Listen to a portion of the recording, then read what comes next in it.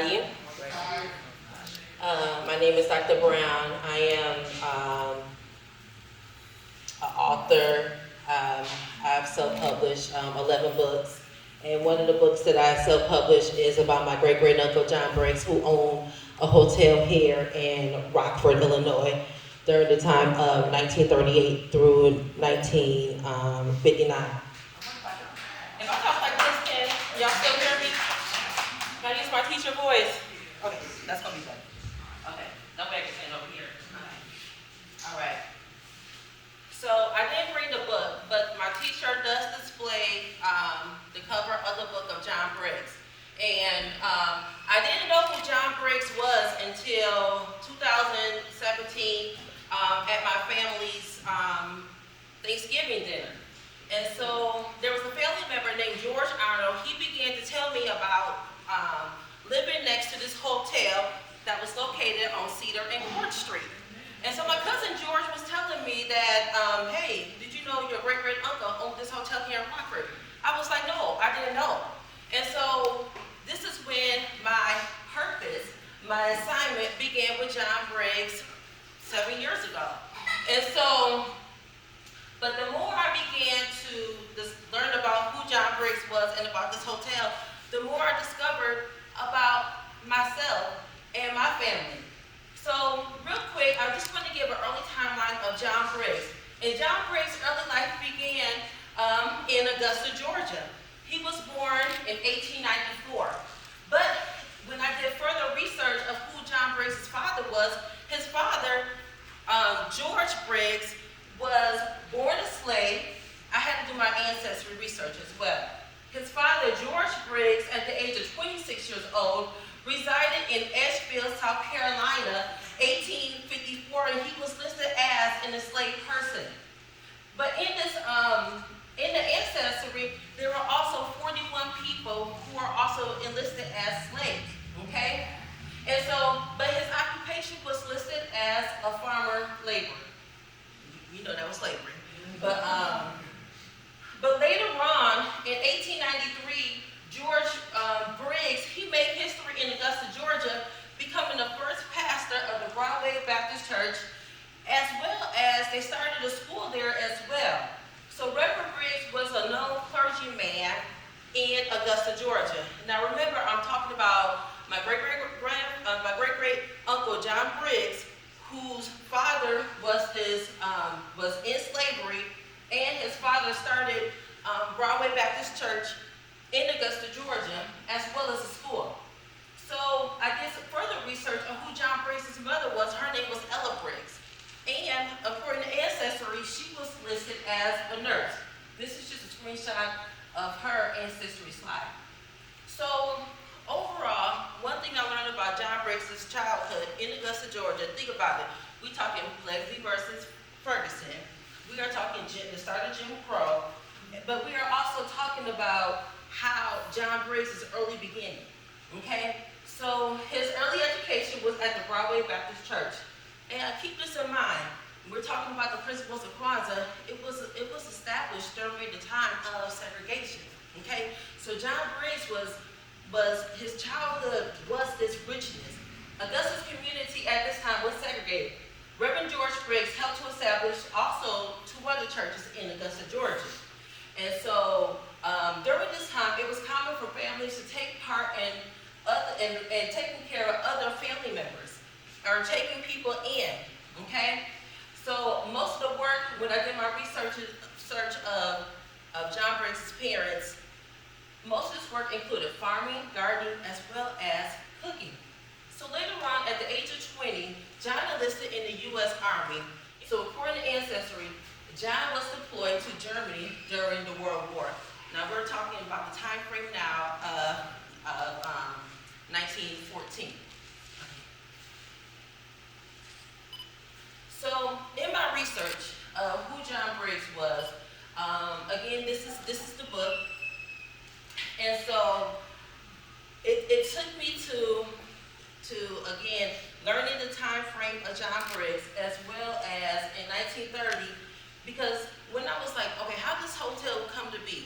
And how did John Briggs get from Augusta, Georgia to the Army as well as how did he find Rockford, Illinois.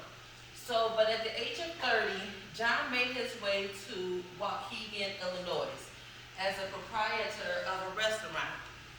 Okay, but lo and behold, I began to talk to people at my church, Allen Chapel A&B Church, and so different people from Allen Chapel A&B Church helped me with this research. I mean, straight up, shout out to Miss Doris Nolan, who has a key, clear memory of being at the hotel, being at my uncle's parties, just being part of this history that she shared with me, okay? But, and also to James Floyd, who was also part of the book community. He let me know that my Uncle John Briggs moved to Rockford with him. So that's a piece of gap that's just missing right here. But from when my Uncle John Briggs lived with James Floyd and his family from Memphis to Rockford, then he came to Waukegan, Illinois. But in ancestry, he's listed as a proprietor. He is listed as a business owner. And so again, we're talking still Jim Crow. We are talking about a time when segregation was legal. We are talking about a time where here this black man is prospering as well as having established his own business. And then later, 1938, is when he came and purchased the building that was located on the corner of Cedar and Court Street. And this is where he became owner of this hotel. And what's intriguing about my research of this hotel, many blacks that migrated from the south to the north during this time, the Briggs Hotel was their first living place when they first moved to Rockford. The Briggs Hotel, that's on Rockford's 5th Ward side, was the key place for black socialization and entertainment at the Briggs Hotel, okay? And so, my uncle also opened up another resort that was located at Lake Koshkonong. Anybody familiar with Lake Koshkonong in Wisconsin? So again, this is also information coming from my Allen Chapel A&B family who was giving me this information before I interviewed. Shout out to Allen Chapel. Gave me this history, okay? And so, but again, here it is, Doris Nolan also giving me this information, telling me that she remembers going to Lake Koshkonong as a visit, as a place to get away, as a place to have fun entertainment.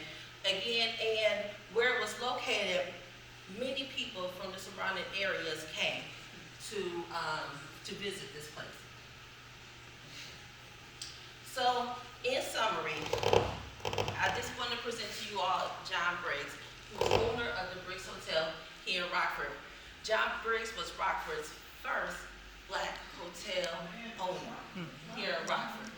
His reputation was about business and entertainment.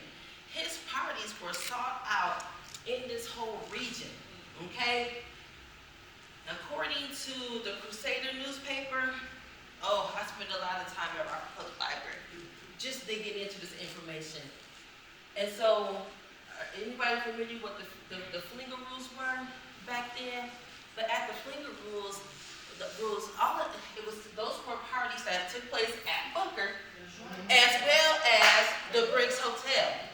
John Briggs and Booker Washington Center had a very close connection, okay? It was about that black socialization. It was those parties that took place, also bringing in the black soldiers from, but overall, there were many black social clubs that had their first meetings at the Briggs Hotel. So, and that's more history to come up. But the Briggs Hotel was the first home for many blacks that migrated, okay, that came to find work here in this area. And another known fact too about John Briggs' history, he was listed in the Green Book because during this time, blacks had to, when they traveled, be safe. They had the Green Book also included hotels where they can stay, places for to eat at, where to get gas at, if they were, just because of safety, there's so much going on.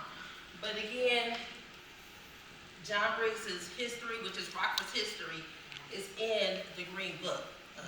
So that's just my quick presentation of John Briggs. John Briggs' history is our history.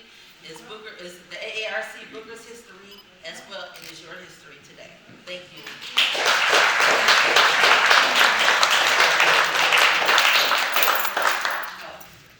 Did anybody have any questions?